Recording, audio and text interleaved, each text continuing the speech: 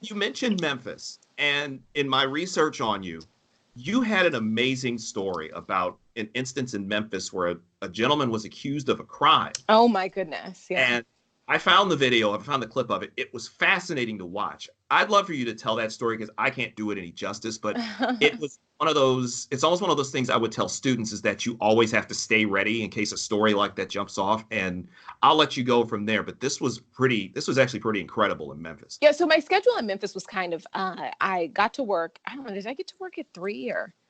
I don't remember. Let's say I get to work at 3. I'm on air at 4:30. And so I anchored from 4:30 to 6. And kind of throughout that time, the first hour and a half of the show, me and my co-anchor, I would always be out in the field and he stayed in studio afterwards because we had a 5.5 hour long morning show. Fox local stations, they don't have like the big 3 networks. They don't have a national network morning show. So the locals just kind of stretch it out through that time period, just in case people don't know why we had a 5.5 hour long show. But throughout the first hour and a half, that's when, I'm kind of figuring out like, what's the top story in case something doesn't break? What would I want to cover? What should I be on to report on throughout the rest of the morning show when I'm out in the field? And there was a story about a woman who says that she was carjacked and 2 of her children were kidnapped in the middle of the night. It happened that night before. So just a few hours before, she says that I think the story was that she pulled up around midnight or so with her 3 kids in the car, I think like a 5-year-old, a 2-year-old, and an infant. And when she got out of the car, someone came from the back of the car around and they stabbed her with an ice pick or a pin or something like that, and then jumped in the driver's seat.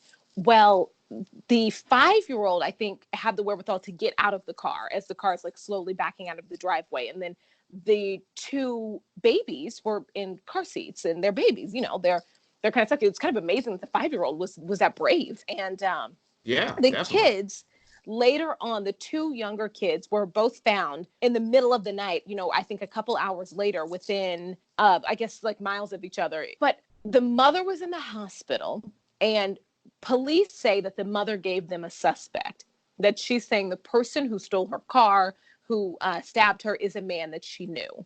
So we had this man's name and police had put out this information. We had this man's name. And so all that morning we've been reading the story saying police are looking for this man. They say he's this, and that. And I go out, that's the story I'm going to cover. So I go out and I think my live shot started around either 6:30 or 7. So I get to my spot. It's a neighborhood. During the breaks, I'm knocking on all the doors like, hey, does anybody want to talk? This happened to their neighbor. Nobody wants to talk. Nobody knows anything. Nobody wants to be on camera. Nobody wants to talk about anything. And maybe after my first live shot, I'm sitting in the live truck. We had this Hummer. It was a Fox 13 thing in Memphis, but I'm sitting in the Hummer. My photographer is outside. I think it was Randy. I think his name was Randy. And so he's outside messing with his camera, but I'm sitting in the passenger seat and someone knocks on the window. So I roll the window down and I'm like, hey, what's up? And he's like, my name is, and he gives his name and he says, my mom says y'all are looking for me. And I'm like, what? And so the name he gives me is the name that police are telling us they're looking for. And so it just kind of was like quick thinking. I think that one, when you hear that like this person allegedly stabbed someone, you're uncomfortable.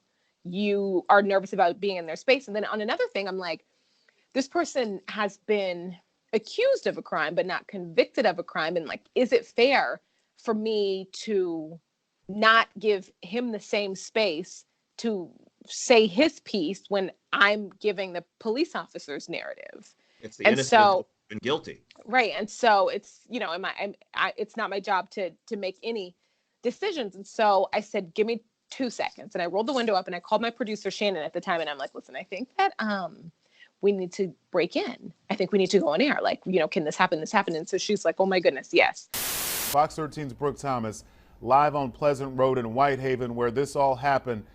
Brooke, what's the latest development here?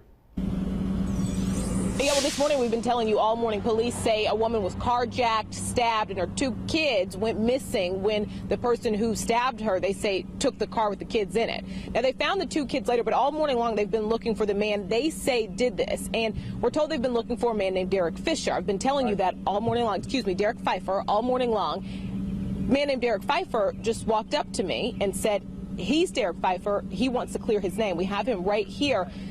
Derek, so you're telling me that Your mom woke you up and told you she's hearing about your name on the news? Yes, ma'am. What'd she say? She said, she told me, what did I do last night? Boy, you did this, boy, you did that. So I know I ain't do nothing, so I put on my shoes and I walked over her house just to let her know. She know I ain't do nothing like that. She just know my full name, and she only been around me, and she don't been around nobody else, so she expect me to do something like that. Who is she? Nisha. This her name in this house right here. I help her with the kids, everything, the whole house. She live by herself, about 5, 6 kids. She already know that I don't stay up no kids, and she was just crying to me because she got her kids back and stuff like that.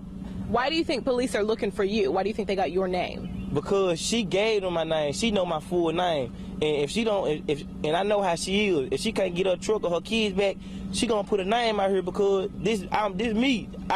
I be in these streets right here. I be over her house, and I be over there in 2 lines. So I go out and he's live on the air, says his name, and it's funny because I was nervous, and this is like my second job because I was in North Dakota for such a short period of time, and there was such a different learning aspect when you are MMJ bureau than when you're in a real newsroom.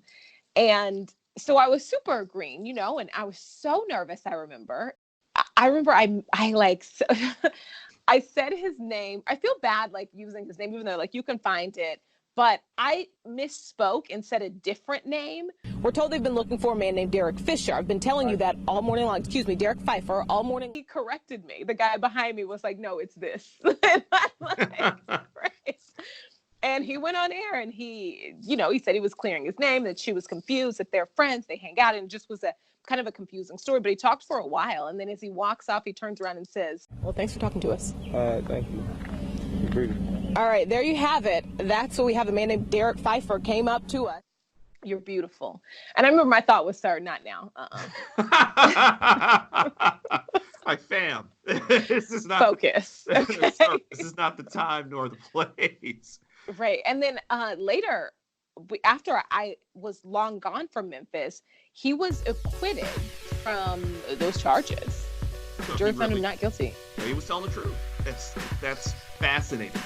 In my research, I looked the guy up after the fact, and apparently he's recently been arrested for armed robbery. So he's actually sitting in jail. Oh, again. In Memphis right now. But he was cleared of what he was accused of then.